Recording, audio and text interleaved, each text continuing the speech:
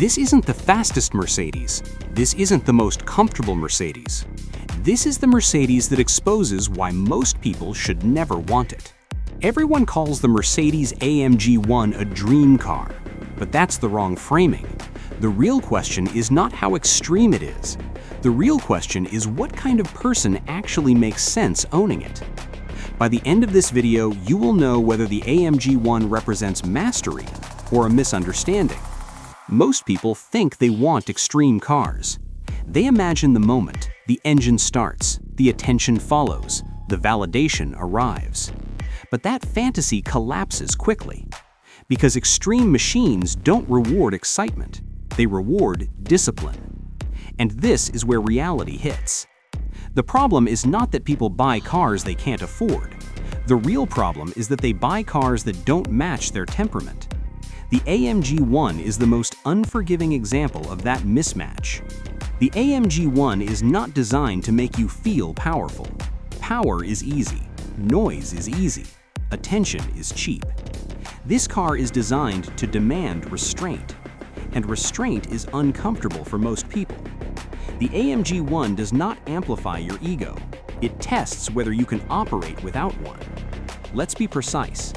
The AMG ONE is not a supercar in the traditional sense. It is not luxury first. It is not convenience-oriented. It is a road-legal experiment. Mercedes did not build this car to dominate sales charts.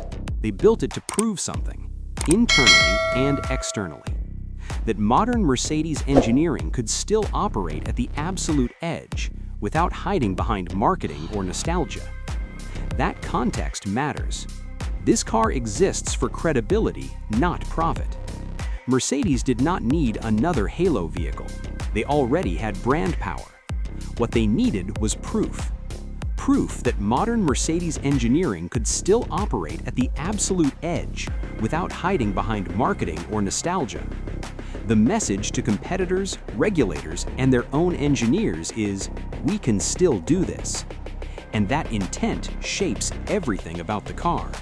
If you're watching this expecting glamour, you are already misaligned with the product.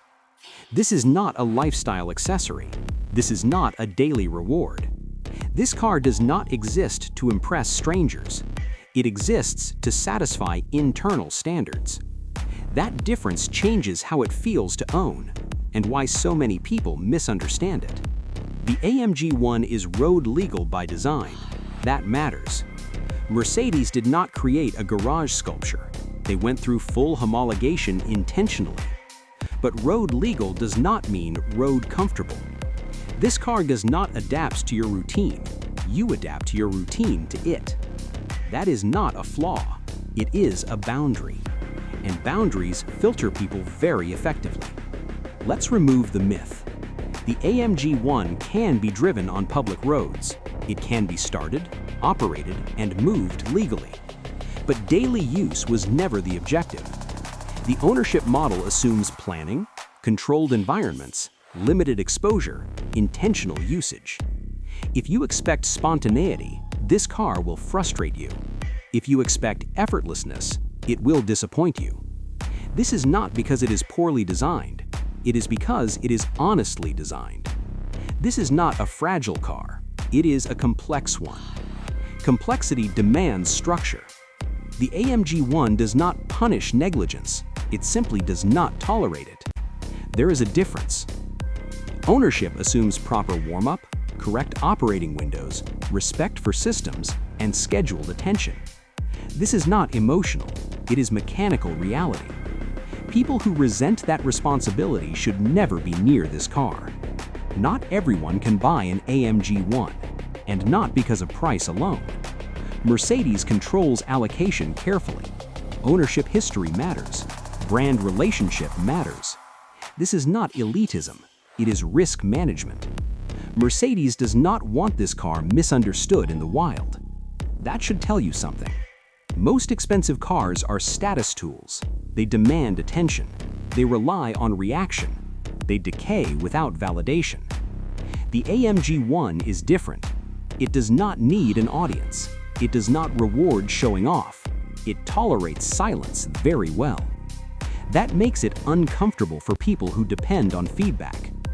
This is not a flex car. It is a legacy artifact. The most intense moment with the AMG ONE is not acceleration. It is shutdown. When you stop, when the system's cool, when the environment goes quiet. Because that's when you feel the weight of what you operated. Not excitement, responsibility. That sensation is rare and not universally enjoyable. Expectation, a hypercar that amplifies emotion. Reality, a Michonne that filters emotion. Expectation, adrenaline on demand. Reality, performance through discipline. Expectation, validation. Reality, self-assessment. The AMG ONE does not meet expectations, it replaces them. This car is for people who already understand excess, do not need novelty, value competence over attention, operate comfortably under constraints.